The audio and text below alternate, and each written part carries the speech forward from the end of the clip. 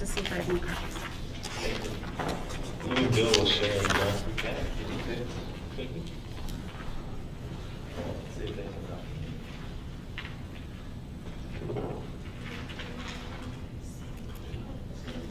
Now on page 2 of this proposal. Yeah, I do have 2 more copies.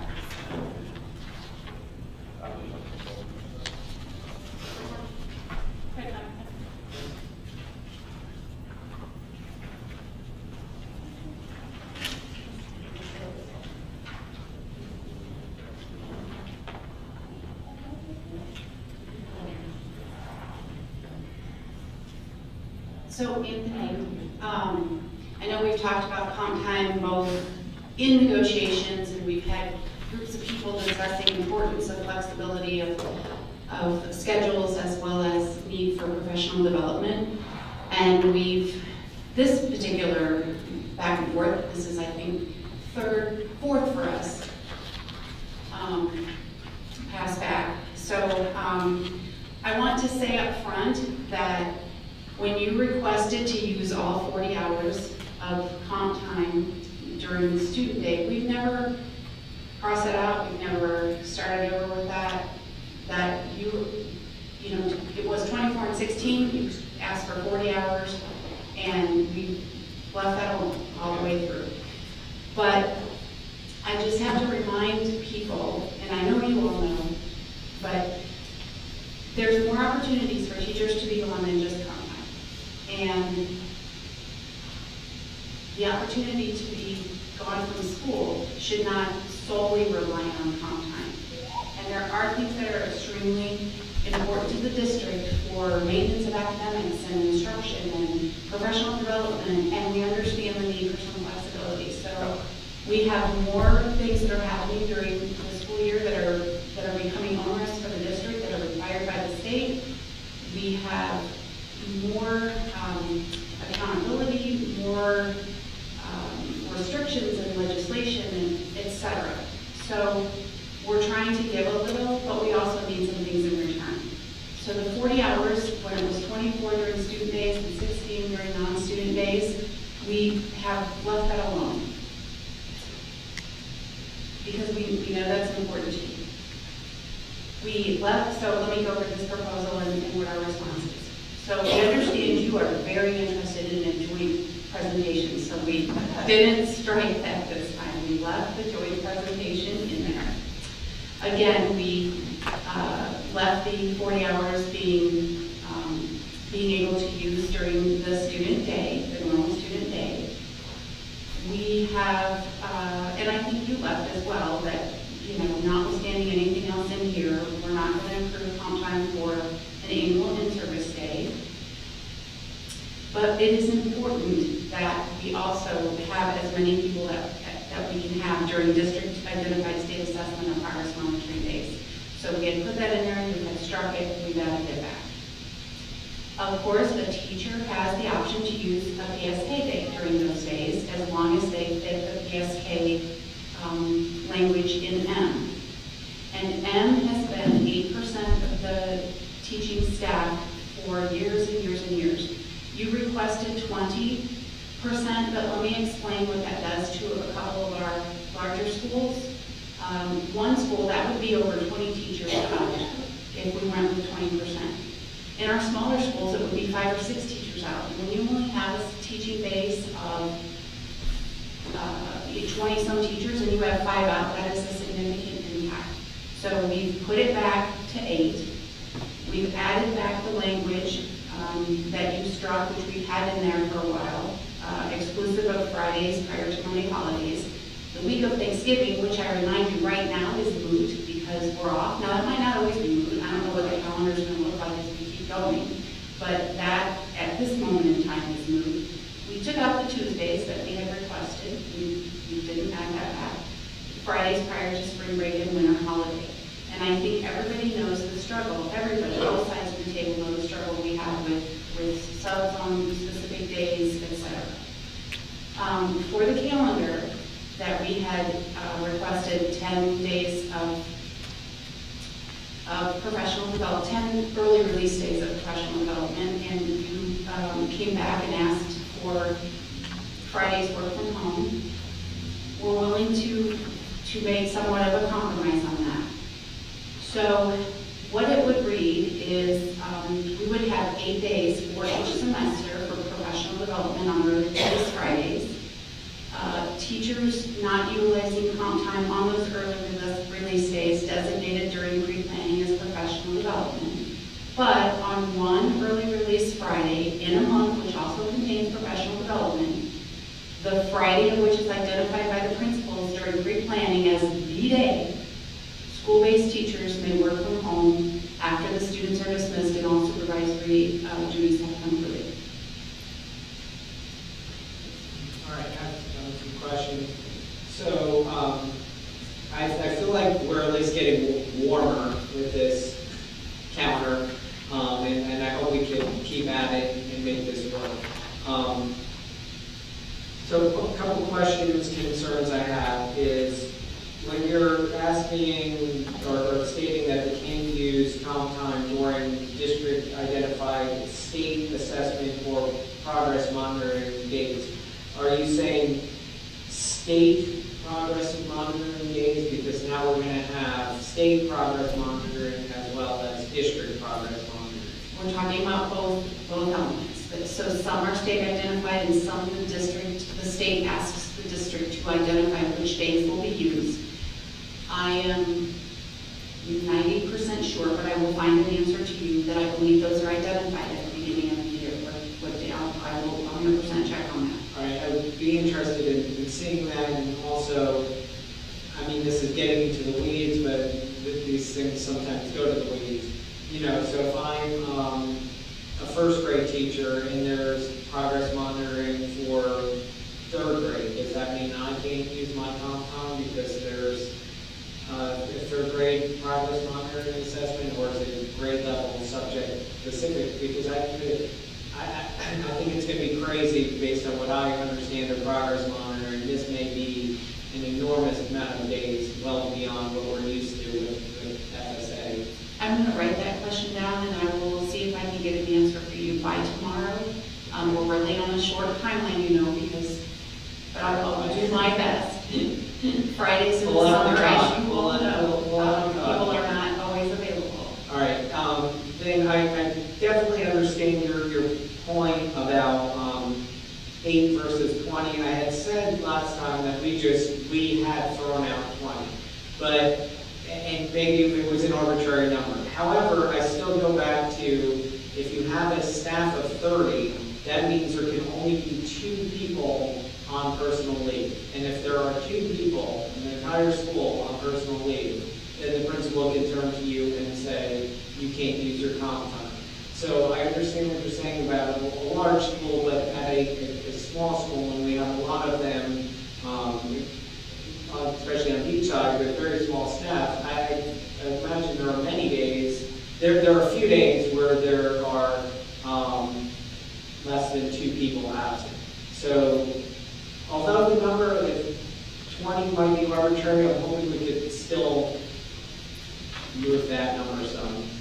And then as far as, I was a little unclear what this meant. On one early release Friday in a month, which also contains professional development, Friday of which is identified during the week. So are you saying if they have 4 per semester and there's not one in September, the early relieving with the students wouldn't apply to that month? Correct.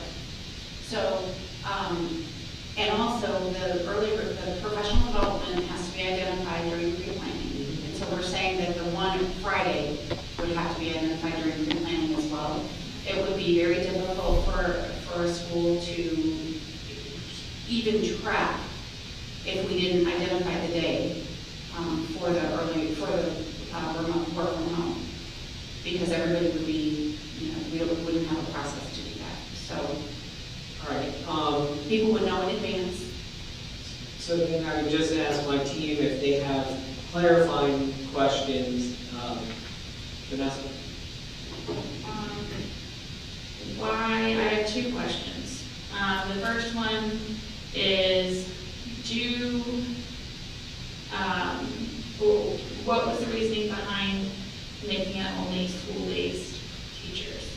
Because school-based teachers, because people that are not school-based teachers don't have time without something in their responsibility, that they are going to have early release days. They're not working necessarily at a school. Students don't necessarily get dismissed. If you're early release and you're serving different schools, dismissal times are different, but that doesn't mean your day is over, because most times you're working in areas that are not just student-based.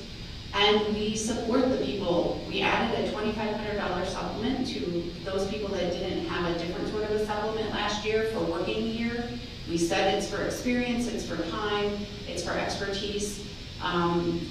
It's a different position. And their supervisors need them during their time to be doing work. They're not out doing supervising of students or dismissal or things such as that. So I have a follow-up to that one, and I still have my second question. The follow-up would be, the language here says teachers may work from home after the students are dismissed. So the idea here is the teacher is leaving the school and they're going home and working.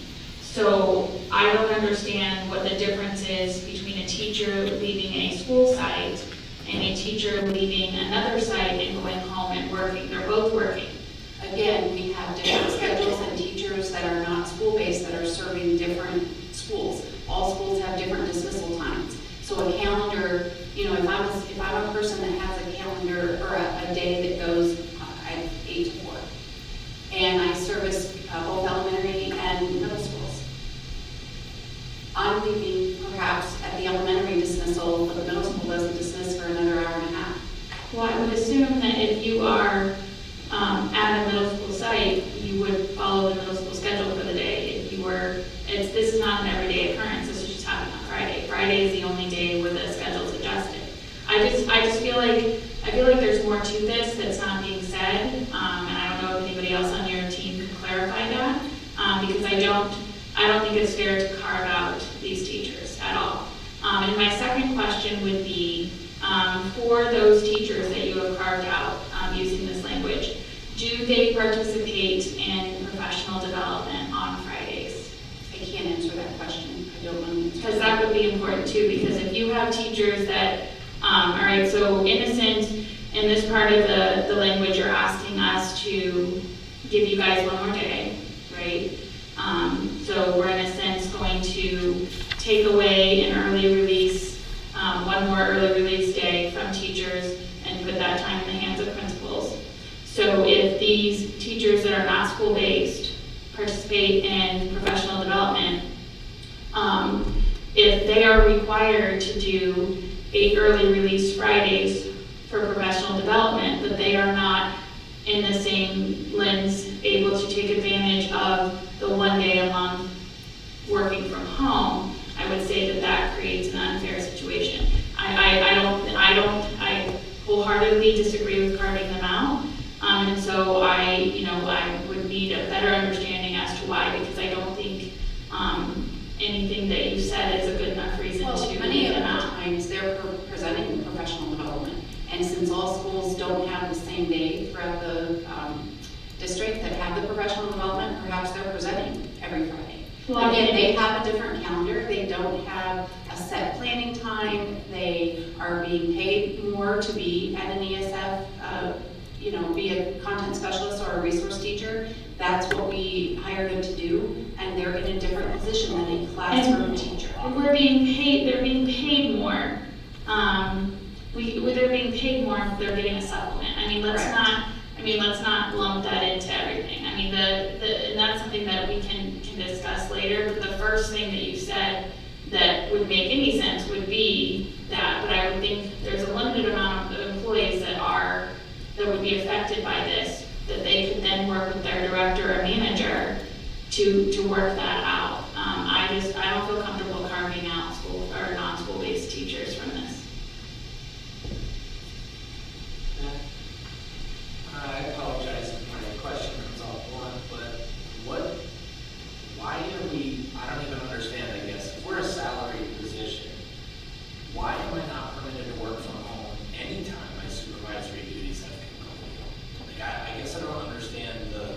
the need or desire to like pigeonhole teachers into their classroom if the work they're going to get done isn't classroom-based work.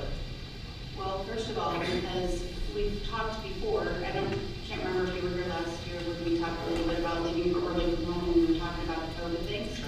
But we have people that come in on all days after school to meet with teachers.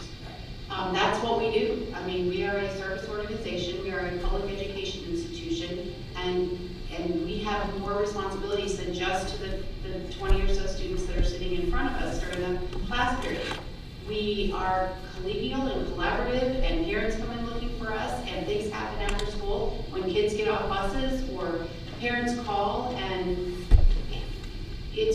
we're not providing the same level of service that people are expecting of us when we're not available there on the work site to take calls, to meet people if they come in, all sorts of reasons like that. I was going to stop me, and I kind of disagree. I believe that we should be encouraging parents to make appointments, number one, and we should be using our email. We should be using, for those that have cellular telephone devices that they feel comfortable with. Like, we're in 2022, like to lock me into a room and say I can only accomplish my job during that hour and a half. I can like we saw through Zoom. I can meet with colleagues across the state in a Zoom meeting from my better internet at my home, which I've done many times, than I can from the constantly breaking down internet in my classroom. I just don't understand. It just feels like a power play to like try to keep what we try to think of as professionals boxed into a room because I don't even know why, because they have my contact information, they have my email. I don't understand why we would have to do that and then even fight over this if we were just treated like professionals. That's all I can say about it, but that was my question, because I don't even know why it's an issue. Can I add something to that as well?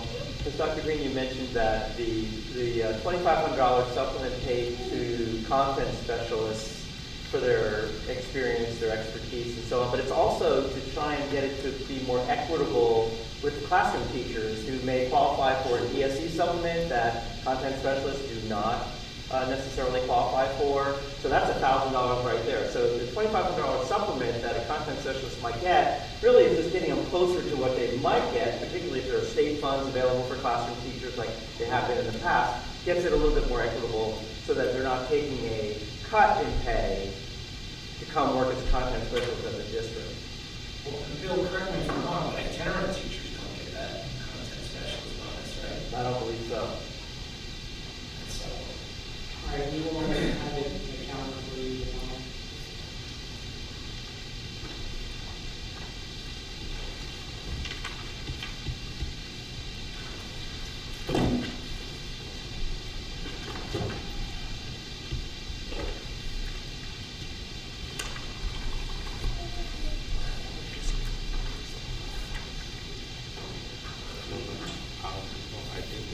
Are you surprised to know what this is? What are you passing out? I'm passing out, why are you? I usually like say, okay, I'm going to pass out a salary. I'm sorry. I'm not passing out the proposal yet.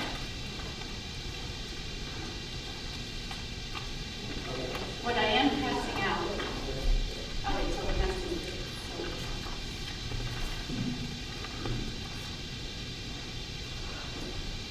what I am passing out is the cost of the salary proposal that you passed across, which we are rejecting, to show you, if you put it into the format of TSA and pay for performance, what the cost of it is.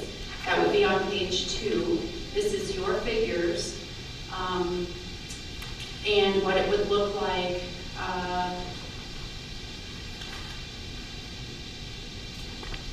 as you apply it with the TSIA requirements. Out of pocket for the district is $26,395,000. We were talking in the line of 2.5. On the back side, Kyle had asked a question about, or maybe you, Mr. Pucci, I can't remember, asked a question, why the three-year teacher was out of sorts compared to everybody else. With your proposal, the three-year teacher realizes recurring raises of $8,000 compared to the 25-year teacher who sees recurring raises of $4,150. So even in your proposal,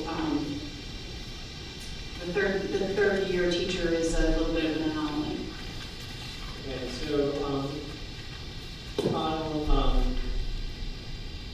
do you need to address the total cost of?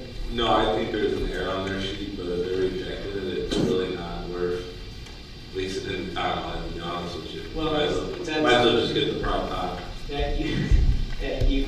We don't want to keep having the same error. No, we'll just wait. Okay. I mean, there's a miscalculation on there, but that's fine. They're rejecting it, so I'm not willing to spend time on it. And I mean, if they're gonna reject it, I don't see the purpose of going back and forth on a rejected offer.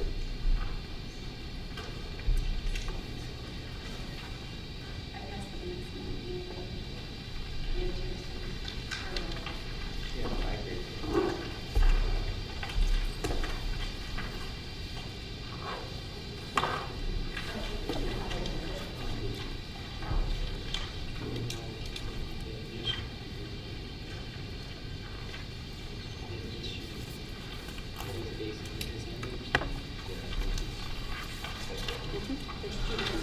Got it.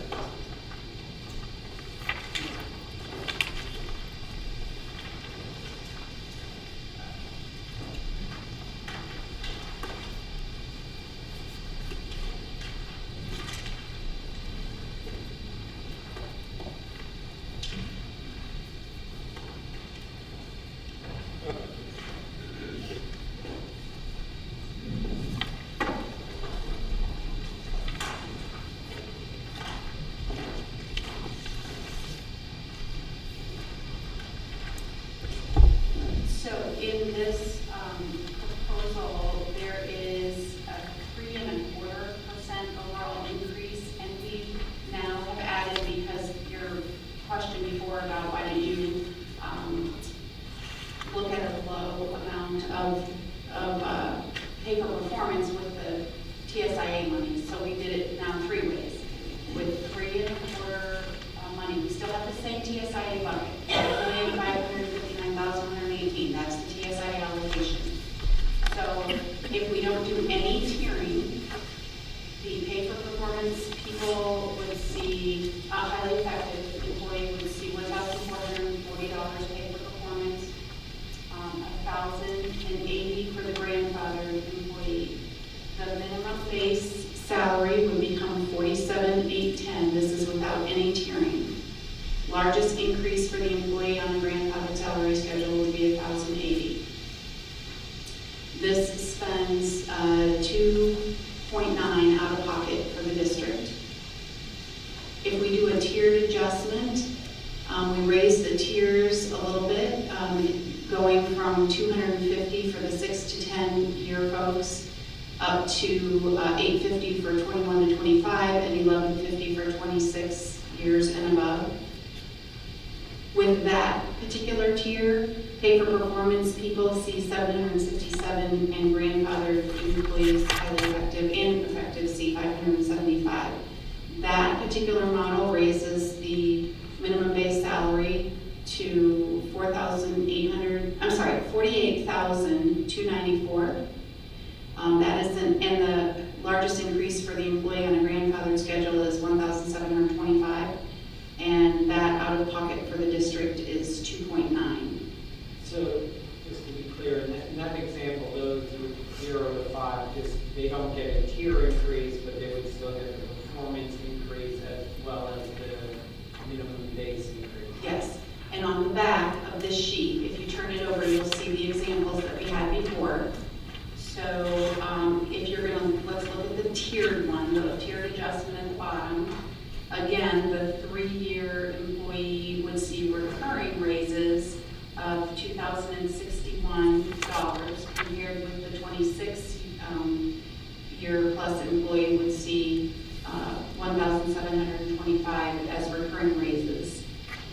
look all the way to the bottom, and again, you know, when we know we have an insurance issue, so we look at everything that we can for FY '23. It shows the total new monies that an employee would see in FY '23. Anthony, I have a couple of questions. Yeah, just please moving forward, can we stop using the 11-year? I didn't do that again. I didn't do it that way. Yes, I did 3.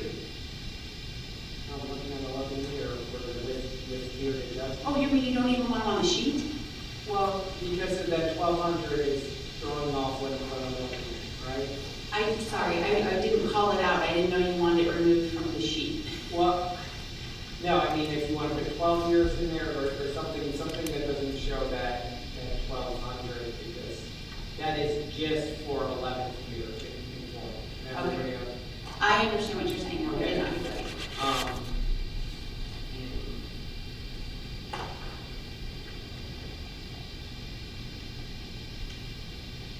And then hang on, the second page is the maximum tiered adjustment. So again, it's a minimum amount for pay for performance, 180 for highly effective, 135 for grandfathered, but we did a maximum tier adjustment. Again, that's using the TSIA, 1-year opportunity to be able to do that. Next year, we're not going to get any growth dollars because we'll already be at the minimum. This raises the minimum to, if you're on the tiered side, to $48,602. And that spends 2.9 out of pocket as well, and the examples are on the back. With that tiered adjustment, a 3-year employee would see 1,782 recurring, 5,382 new monies. A 21 through 25 year would see 1,735 recurring, and 6,335 new monies.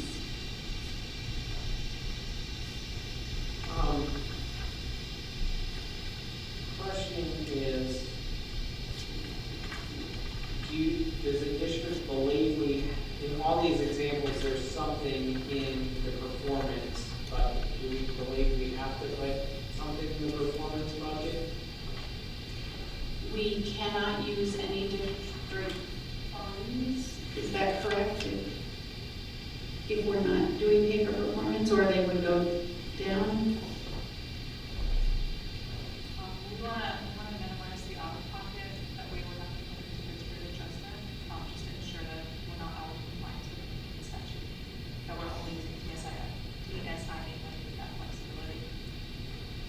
So just to reword what you're saying, we can only, under your belief of the statute and your conversations with DOE, we can only use the TISA portion in the tier.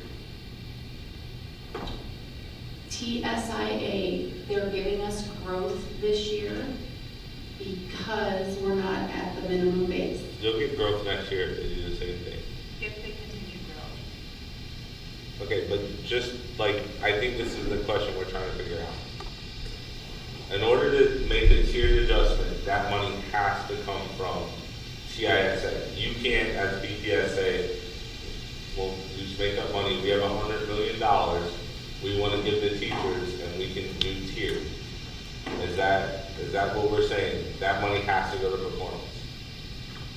We want to minimize the amount of district dollars going into the tier, just to ensure that we are in compliance. So I'm not We here. don't want to run the. I think we're saying the same thing, but you guys just don't want to say it. Well, No, she's saying- the legislation says if it's outside of the TSIA, then all of the pay for performance rules come into play. Okay, Yes. so, okay. I got 2 more, Anthony, but I didn't want to stop you. Go ahead, ask them.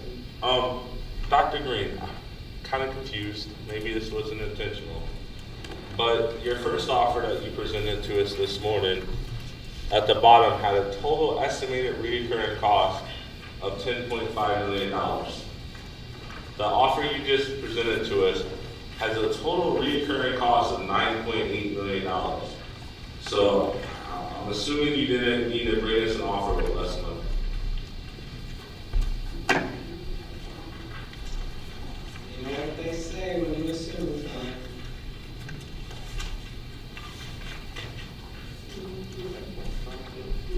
Oh, you know what, we did not change at the bottom, sorry. We didn't change the 5.9 to reflect the 7.2. The first plan pass across has an incorrect higher insurance amount. That's the difference. The initial plan. So just to clarify, Five all of the documents should say 5.9 million, or all should say 7.2? I go to the car dealership, the salesman brings out a price. It's usually what I try to go with. You're right. Oh. Yes, the first one had a wrong number on it, you're correct. So the first one was, had 7.2, it should say 5.9. so does the district stop at 10.5 million, or are you saying no? You're making it up elsewhere, I believe. It's not 10.5, the 7.2 is incorrect on this one. It's 5.9, and if you put 5.9, you're gonna get the same figure as you have over here. Just saying you brought more money the first time, but. We had an error on the sheet. Alright. My other question was, and this is kind of what Anthony was alluded to earlier, but I said we might have to talk about the actual offer, not the projected offer. Can you help us understand the $2 million that's being associated to the new minimum base salary? Because that was actually the difference between our two offers that was rejected. And it's here again, this time it's like $2 million. Can you be more specific where you're looking? So, it's not numbers, so about halfway down it says, in the box it says further increase the minimum base. Inside of there, there's a new minimum base salary, and if you slide over the cost with fringe is $2 million. So if you could just help us understand That's that. raising, is it not, from 47,000 to the base that's listed now? That's the cost to raise it from 47.5 that the base indicated. The cost up to 47.5 is up in that first box. Okay, but the formula doesn't show that. The formula says the largest increase times 75% plus 47,000. Right. Because the increase is from our starting point, which is 47,000. So are we taking the million back out that you guys set aside on top?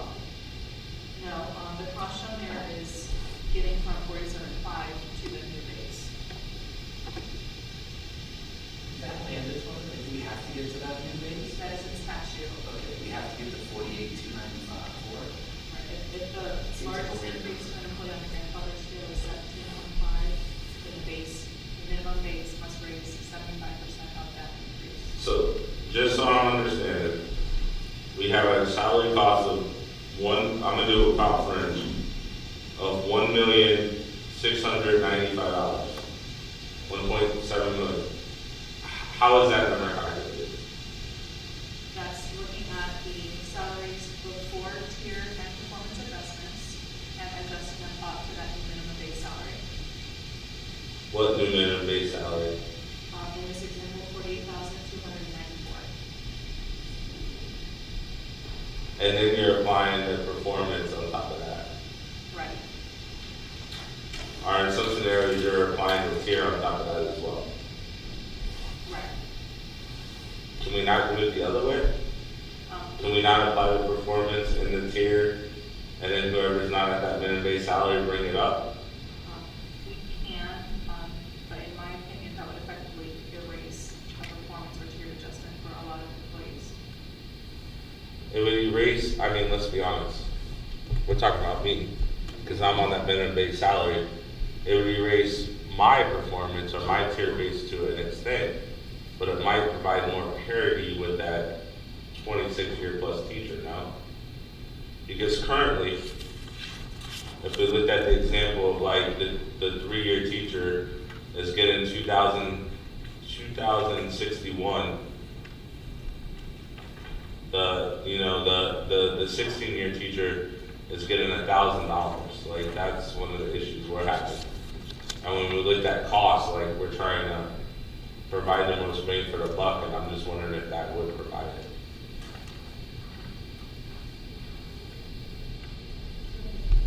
I understand what we're talking about. Maybe something to talk about. Okay. I just think that maybe the employee at 3 years, they would like to be making a little more than a new hire based on their performance last year. The employee at 6 years would like to be doing that too. But it's, I mean, I don't know that all of them would be willing to sacrifice their performance adjustment. I'm not quite sure if EPS gets to make that determination.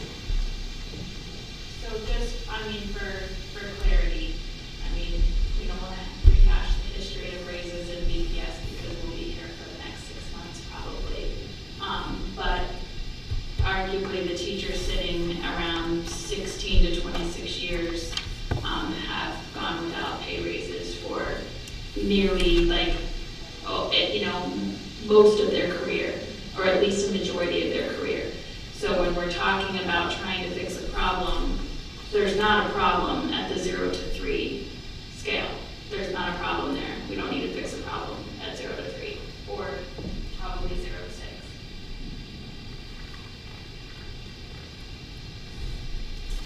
So, and I wanted to clarify what you were saying about Kyle's question about the new, what was it called, Kyle, new minimum? So are you saying, that's the recalculation to the minimum So, while respecting the state statutes about the 75%? Correct. Okay, so like we did it initially, and then after we looked at the pay for performance, and said, I've got to add this much more into the minimum. Right. The verbiage states the largest increase for employee on the grandfather scale. So in this case, that would be 17.5. Unless you're making the tiered adjustment and 575 for the performance adjustment. Are you giving us another salary proposal? I'm moving on to insurance. Is that okay? Yes.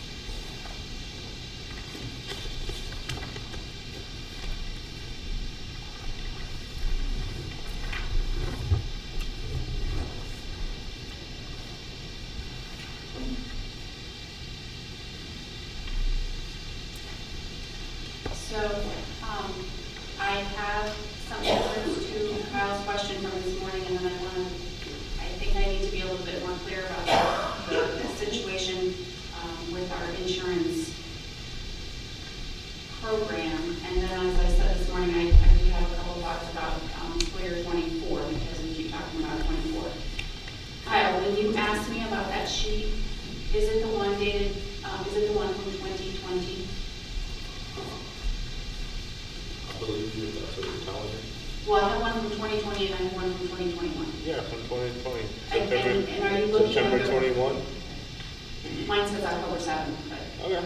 and are you looking at the health insurance recurring increase Yeah, it's a board. of 3.055? Yeah. All right. And you're trying to compare it to here? Yeah. All right, here we go. This could be fun. So, I think I said this morning that it's really difficult to look at the insurance program because we have a school year that goes July 1 to June 30th. And we have a plan year that goes January 1 through December 31st. Yep. So, I'm sorry, Kyle, recurring or non-recurring? Which figure? recurring increase. So in calendar year 21,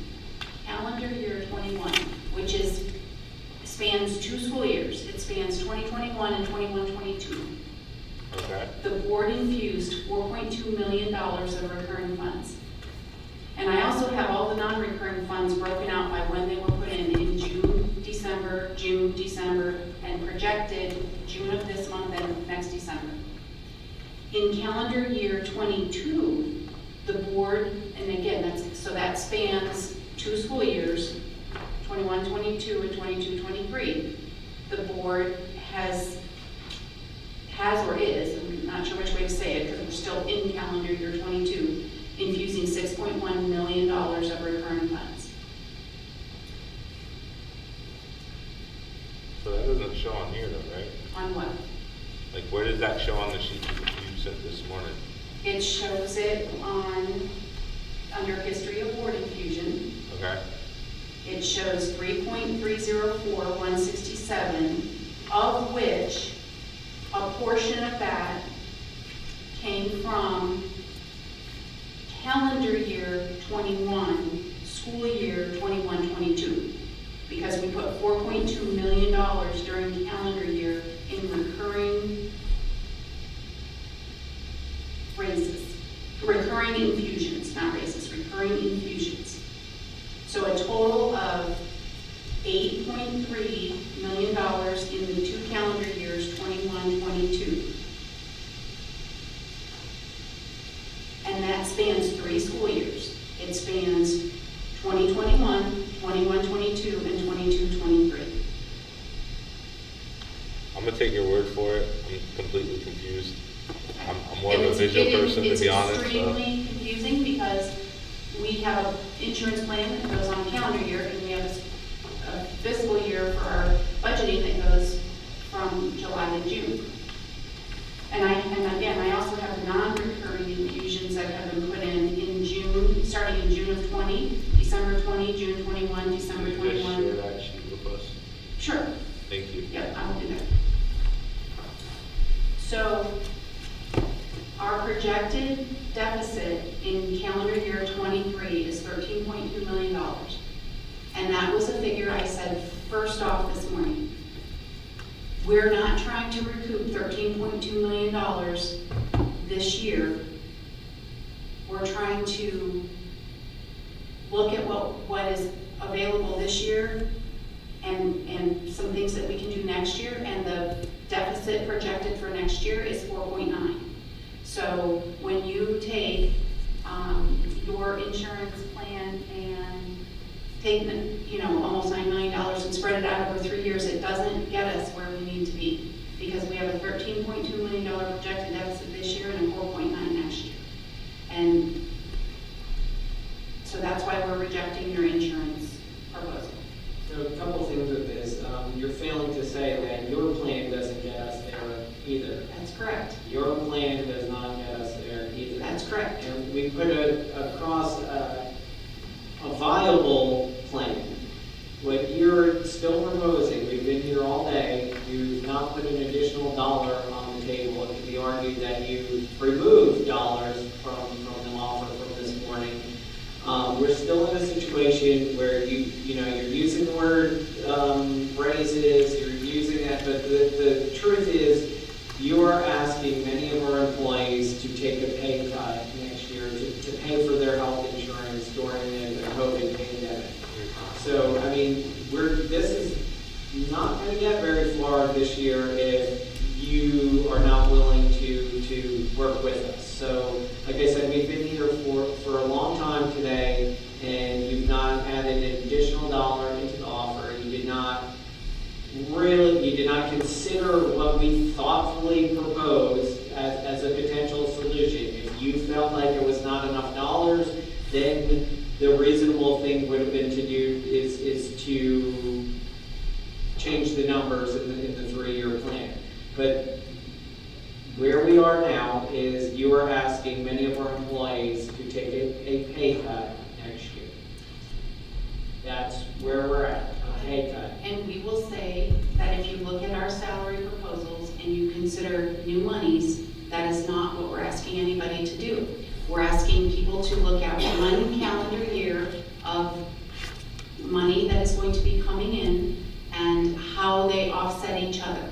And I don't believe anyone would realize a less money coming in that wouldn't cover the insurance premium increase, which, by the way, there hasn't been in 6, if not 7 years of an increase. Not accurate. But So let me show one more thing. So I go back to this, all right? So with the premium pay that was sent by the federal government, it was nothing, DPS didn't do anything for that money, did nothing. It appeared in your account.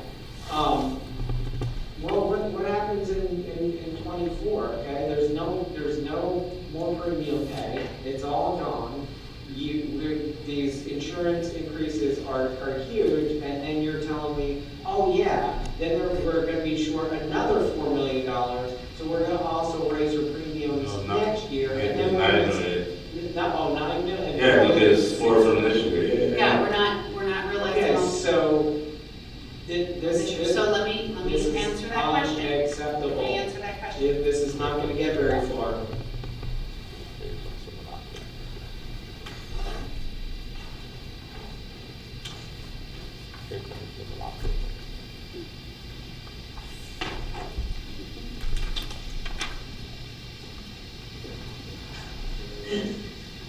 Can't wait. No. Monopoly. So, you know that our board has put on the ballot a millage. And you know that there is a significant amount of money from the millage that is attributed to salary increases, as well as a whole host of other things. We understand clearly that if there is money that comes to us from a millage, that it's, we work with our employee groups to determine how that is distributed. Money from a millage, following all the rules, developing the policies, etc., is FRS eligible money. If this millage is voted on positively in November, that money will be realized in calendar year 24. November of 23 is the election. Our first distribution of it would be calendar year 24, spreading 23-24 school year. Did I say that right? Yeah. 22. No, 20. The millage vote would be in the November of 22. We would realize that in calendar year 23, that would spread the 23-24 school year. If this is one example for FRS eligible money, which could come from a millage. Again, we did a tiered approach. It would, if the millage is successfully voted on by the community, by the public, by the electorate, here's an example. For a 0 through 5 year teacher, we could attribute $1,000 times 4 years is $4,000. FRS eligible money raises their FRS amount of money. 6 through 10, this is one example. $2,000 for the 6 through 10 person times 4 years is $8,000. 11 through 15, I'm missing a zero there.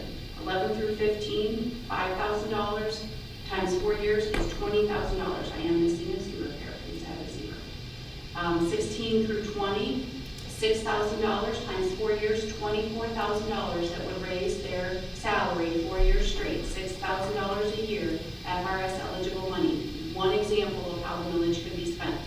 21 through 25, an example, $8,000 a year.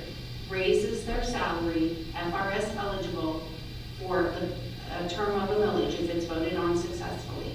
26 plus years could be $10,000. Over 4 years, that's $40,000 that would go into their highest salary.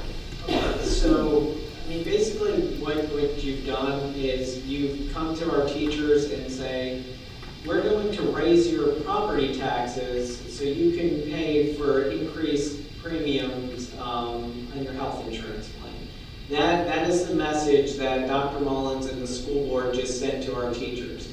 So we're gonna increase your property taxes so you can pay for your health insurance premiums. We're not here to talk about theoretical possible money. This is not real, this is non-existent, this is not actual money. We don't need this millage. You need the millage. You need the millage to fix the compression issue. We do not need the millage. BPS needs it. But what you've now changed the narrative about millage is, hey, you guys, if you want to pay for your premium increases, we're going to raise your property taxes. We're going to ask you to go and vote to raise your property taxes. It's extremely disappointing that you've framed that this way, that you've brought that along with this mess of a health insurance. This is bad business, what you've done, and unfortunately probably just hurt the millage effort in our community and amongst our teachers. So I just go back to, we started the day and ended the day in the same exact place, with not $1 being put on the table, not even considering our solution to health insurance, offering raises that are less than the premium increases, and thinking that theoretical monopoly money is going to get us to change course on health insurance. That's not going to happen. It's not going to happen. I'm displeased that you did not consider our solution for health insurance to be something reasonable, something that we could possibly get to an agreement on, and instead actually are ending the day with less money on the table than you started the day. We're not ending the day with less money, we're ending the day with a little bit more, and with several options of pay for performance and TSIA. It's all the same thing, just rearranging the money in different ways. Con? Yeah, I just have one question. So, I mean, would it be fair, Anthony, like, I don't know the rules of bargaining, but since, you know, the governor didn't sign the budget, if this doesn't pass, do we get to renegotiate the prior year? If what doesn't pass? And the village, because I mean, the district, you know, everything was tentative upon it, the governor signed the budget, right? Oh, yeah. So if you look at the Well- line, it says possible implications of a millage. It's not an offer. It's possible implications because you asked what the plan was for school year 24. All right, so So it's an example of what could happen. We have an issue with our insurance, and we have not addressed it for years, With the exception of infusions by the board. that is not true. I'm gonna stomp all over that talking point. The premiums went up just 2 years ago for those on the gold plan. We've had Was it countless planned? The increase. premium didn't go The up. premium increase, that is the same plan. That actually is the same plan. The silver plan is the one that is different. Right, the silver- Okay, so we saw premium increases, we've seen copay increases, we've seen hospitalization increases, we've seen pharmacy increases, we've seen out-of-pocket maximum increases, and those are the ones I remember off the top of my head. Now, if you want to say, you know what, let's delay open enrollment, let's talk about health insurance after the millage is voted on, that's fine with us. Let's focus on the salary and put off the discussion on health insurance until after November. It is within the district's power to switch to do an additional open enrollment if there are changes made. We can go keep the rates the same starting the year, and if we have to change them at that time, we can do that. You keep alluding to district budget may change, things may be better. We only have 4 months of data for this year. We can't count the positive data because that's good. We gotta, give you the worst case scenario. So I would say if you want to talk about this millage and health insurance simultaneously, let's talk about it once the millage is in hand. Otherwise, I will not talk about millage anymore at this table until salary and health insurance are done. Can I ask a simple math question? You opened today's discussion with a figure of 12.9 million in recurring funds, right? And yet I'm looking at the offer on the table as 9.9 as far as estimated recurring costs of the district. What are we saving out of the 3 million? Not all of the recurring funds are attributed to raises. But maybe they should be, is what I'm suggesting. Well, there's What are we other saving things for? that have to be paid. Like what? Because if you don't have a workforce, like I feel like everything else is gonna be, like, we have buses sitting around because nobody's driving them.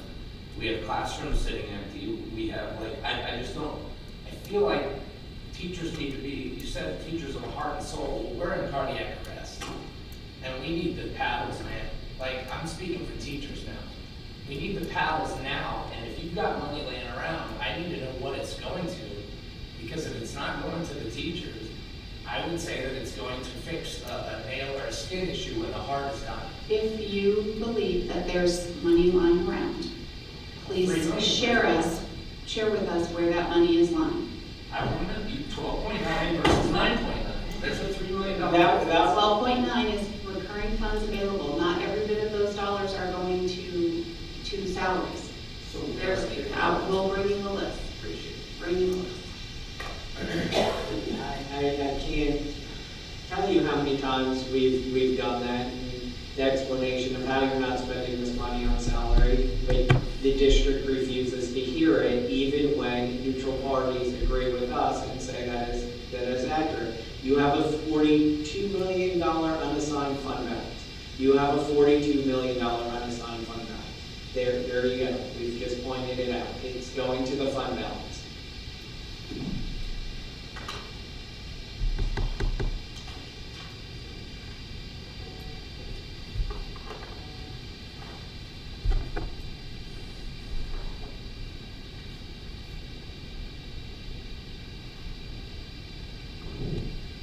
You know, and I want to go back to Kyle's point about the health insurance, where, oh, we're only looking for $9 million instead of $13 million. You did not shift what falls on the employee. You only shifted the amount down on the district.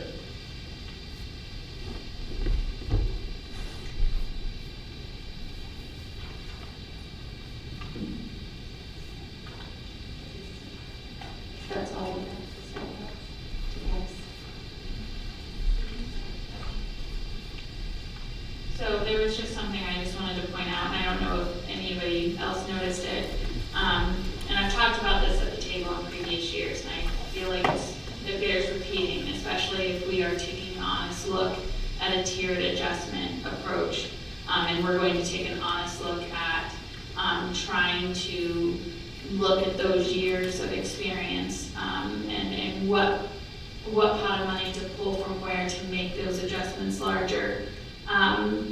0 to 5 years of experience, there's 1,642 staff members in there. And I can't help but just notice that those numbers are growing, which means our students are losing the opportunity to be taught by experienced educators. If you have a student in a secondary school who has 7 periods and every single class they go to has a teacher with 0 to 5 experience, they are losing out. And that's not saying anything against our new teachers. We are glad they're coming into the profession. But when you have teachers that have more than a decade of experience, that adds to the culture of a school, that adds to the ability of the school to have mentors and people that grow our young teachers into our experienced educators. And you know, we can continue to go down that path, which largely, arguably for the audience listening, has been legislated upon us by the Florida legislature. But there's also different things that we can do as those numbers give me pause, and I just want everybody to really look at how our experience is dropping in the county, and there's a reason for that. And you know what, honestly, I want my kid to have an even mix of experienced and newer teachers, because obviously newer teachers sometimes do bring fresh perspectives, but I don't want him going to 7 periods of a brand new teacher in a classroom with 0 years of experience, and that's the path we're headed down. And that's what we were trying to honor with a tiered approach. Right, but I'm just saying, I wanted to bring that back up, because I feel like when we're talking about what pots of money to use where, and who deserves what pay for performance, I mean, everybody was, you know, we've got to really not lose sight of that. In order to expedite for tomorrow, I am going to reject your resubmittal of the your healthcare proposal and resubmit our healthcare proposal. Ask that you take a serious look at what we're proposing.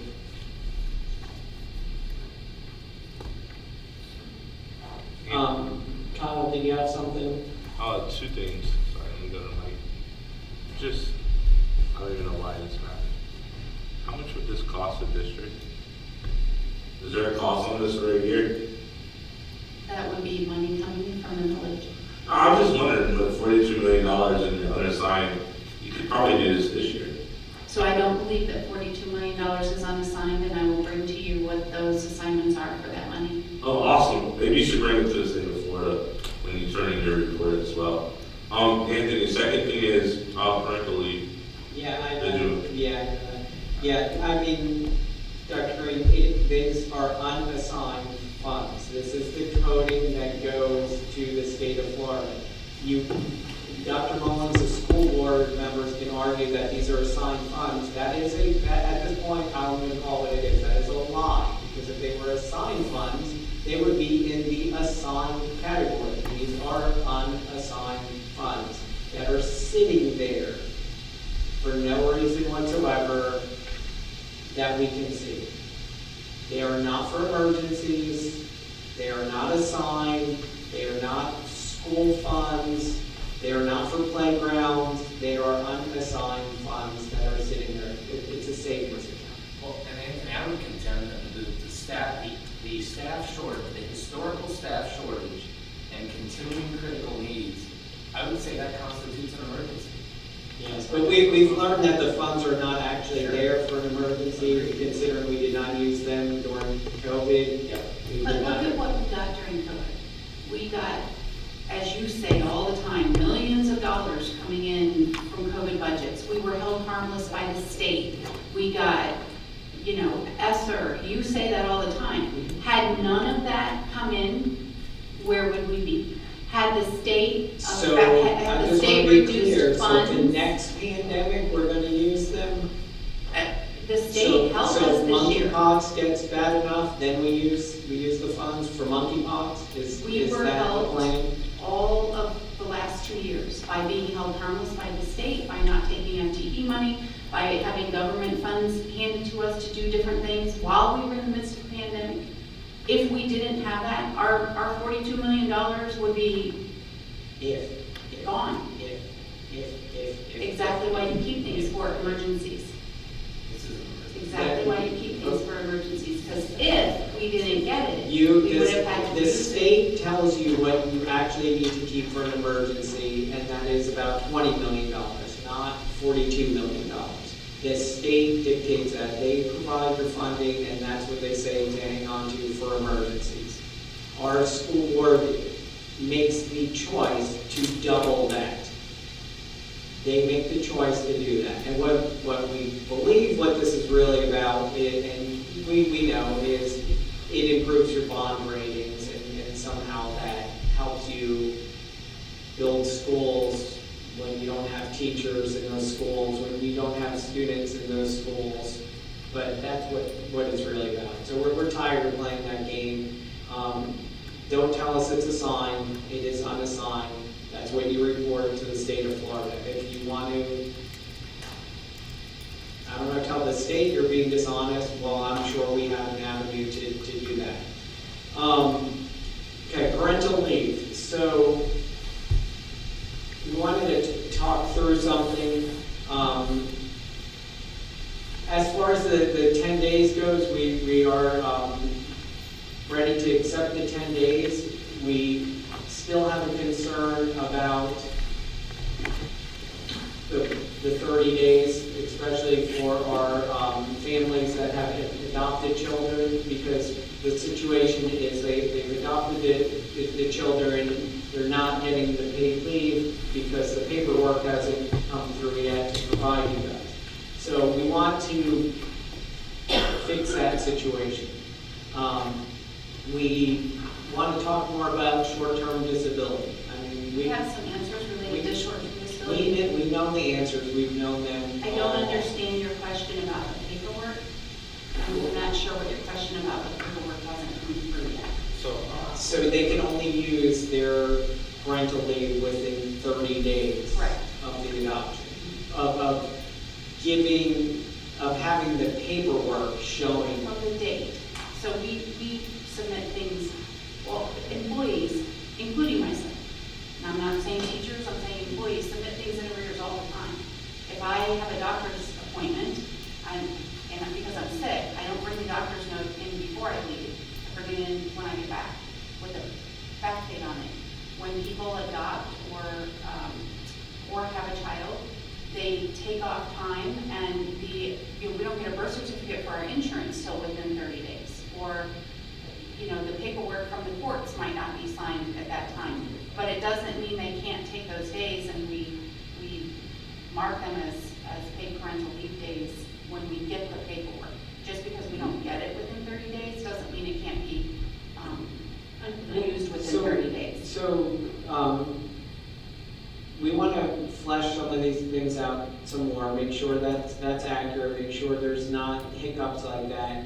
We want to explore more about short-term disability, potentially the district paying for everyone's short-term disability when they're onboarded. We don't necessarily want to do this in contract language, so we're interested in creating some sort of committee to explore parental leave more in depth and issues surrounding it. So, is that something you would be open to, to committee more discussion about parental leave, so it could be worked on away from the table? But what's the purpose? I don't understand the purpose So- of the committee. So with adoption, for example, because I brought it up earlier, so there are different things a set of adoptive parents need to do versus a set of parents who, gave birth to a child. So they might get, a signed thing by the judge saying that they adopted the child, but they might not, using all of their days right then might not actually be helpful, because the paperwork that they actually need to process might come 10 weeks down the road, like the ability to go get the child a social security card, file paperwork, do a bunch of things that they need to do that, when you give birth in a hospital, they do it all right there. You fill out their social security, you fill out their paperwork, you get, which in turn, a couple weeks later, you get their birth certificate to the insurance. That paperwork isn't immediate in the adoption process. And I'm repeating this just based on things that I've heard from teachers. So I think the idea of a committee would be to bring, a couple people from each side, like from here, and then bring in our employees who have adopted, or even who have, used it and given birth and said, hey, how is this working?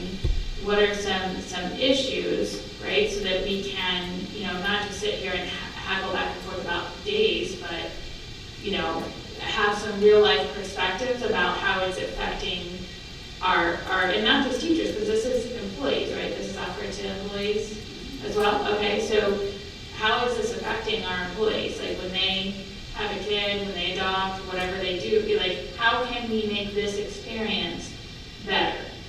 because we're getting feedback, like obviously people are grateful for it, but there are always ways we can improve it. Because I also want to put it out, yeah, short-term disability is a thing, people sign up for it, I've had it for my entire time at BPS, but the fact of the matter is, if for some reason I had to use it, I'm only getting 60% of my salary. And not only am I only getting 60% of my salary, but I believe that when I come back, I have to pay all my health insurance, because that's not coming out of that short-term disability. So, like, our teachers are coming back from maternity leave or, adoptive leave, and if they didn't have sick days built up, then their entire first paycheck coming back is being sucked up by insurance costs that weren't paid while they were gone. So these are all things that we are trying to do better. We know that we have the majority of a female workforce. Obviously, our dads are allowed to capitalize on this as well. But, this is one way that BPS can show its employees, hey, we know we can't fix all the problems, and maybe we can't give $10,000 to $15,000 raises, but these are things that can be done at what we've seen from the public records request, relatively low costs. In other words, we want to keep working on parental. We don't feel that it's a done issue. Maybe a done issue at the table this year, but we want to keep discussing it, improving it, looking for better solutions. Okay. So, are you good with a committee? Is that a question mark in that? No. Sure? Okay, so we're gonna TA the 10 days. Do you want the answers to short-term disability? Sure. We'd So, like to. first of all, the increase, or the amount that is paid, and then there is an example on the website. When you go to the website, it's based on salary and age. So of course, since I'm probably the oldest one in the room, mine probably costs more than everybody else's. But, so there's your answer to that. Did you want to talk about Antonia? Sure. I think Kyle was asking the question as it relates to a person who applies for disability when they become a new hire, as far as the denial. And so therefore, first of all, there's none there, as I answered before in the previous session. But also there's a guarantee issued for persons who apply with good health proof at the time of their eligibility. So at the time of new hire, that is your time of eligibility. Employees may select it without filling out the questionnaire, and that is allowed by the life insurance company that we have short-term with. And current employees selecting it for the first time will be required to fill out the medical documentation because they've already missed their initial eligibility period at the time of new hire when that closes. I think that answers the questions. I'm not sure, they started compounding, so there might be another question that I may have missed. So just to be clear, an employee can be denied short-term disability if they don't sign up when they're new hires. Again, it does not say that. If you go to the flip book or if you go to the handbook, I'm going to read exactly what the handbook says, and this is the language in our contract. We've already read The answer is So, yes. The answer is yes. If you're looking at page 33, which is the page I'm looking at, Yep. it says coverage will be approved or denied by New York Life Cigna. So again, at the very initial hiring, there's No, no that's eligibility. right. It's okay. But So I after didn't. the initial hiring, there new- is eligibility. So what she was about to read, which I think answers Kyle's question, which Kyle's question is, It's a yes, can right? it be denied? The answer is yes, it can be denied. New employees may elect STD coverage without filling out a medical questionnaire. Current employees electing for the first time will require a medical questionnaire to be completed. Coverage will be approved or denied by New York Life. Thank So you. our That is what I was question, gonna yes, raise. so our question was, can employee be denied short-term disability? And the answer is yes. I think I actually said that when we first started talking about I it. can't with this conversation. Well, We knew yeah. the answers to begin with, we're just I trying will, and the other thing is, Dr. Green, can you please direct us, because I spent a lot of time looking on on here, and I got to the booklet because I figured that's where it would say. I could not find because I was looking at it, so if I can't find it, that means our regular employee is going to have trouble finding it. Can you please send me the direct link to the cost where it talks about, and I figured it had to do with your salary because I looked at my cost. But if I can't find it on here, and I would call myself pretty adept at online, then it's gonna be difficult for our employees to find it. And then, I think that begs another question. I don't wanna start a million committees because I end up on them. But that begs the question of looking at, okay, if the answers are out there, they're obviously not ready to grab, Interestingly, we have someone that's gonna help us with websites this summer. Oh, good. So, Glad to hear in that. all of our areas in HR.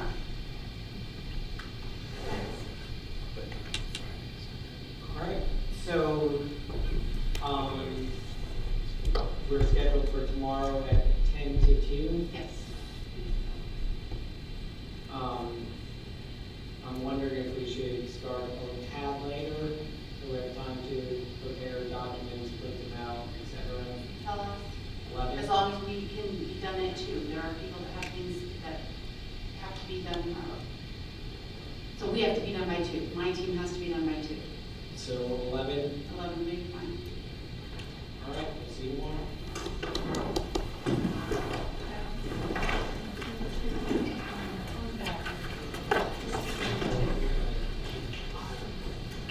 That's it, it was a good time. Really, these just took out